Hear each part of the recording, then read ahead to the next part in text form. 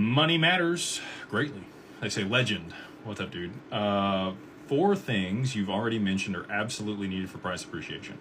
BlackRock ETF, Evernorth, Japan raises interest rates, OCC guidance on stablecoins. We may get stablecoin guidance by Saturday. Thoughts on the others? Good point. Nobody here controls the OCC and FinCEN and FINRA and the Treasury on when they're going to be issuing guidance on stablecoins so that banks can start, rolling those out at scale.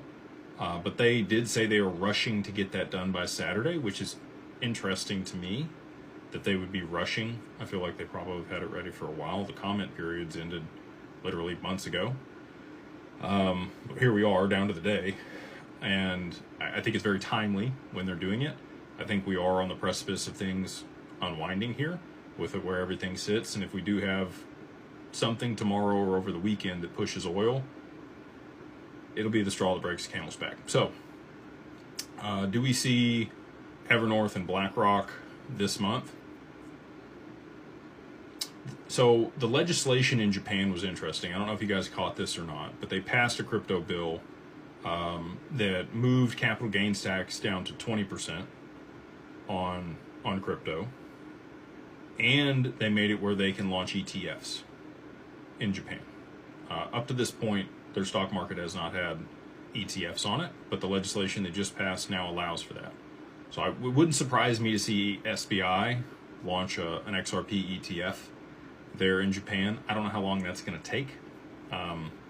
Their regulatory body that oversees securities issuance probably is going to have to go through the same type of, crawl, walk, run like we did here in the US, where they allow a few of them through and then they get to some type of agreement where it has to be structured this way and meet this criteria, and then it'll be easy to launch them there in Japan. So, but I do expect SBI to launch some type of XRP ETF, or, some of the other, maybe even 3IQ. I don't know. Monarchs is who owns them, large Japanese company. They're one of the largest ETF issuers in foreign markets. They had the first Solana ETF up there in Canada. So I wouldn't be surprised to see them issue an ETF for XRP over there in Japan. But with that legislation, that kind of opens the door for that. And that's where the institutional money can come in at scale. Institutions are still leery to hold the asset itself. They don't have the infrastructure for it.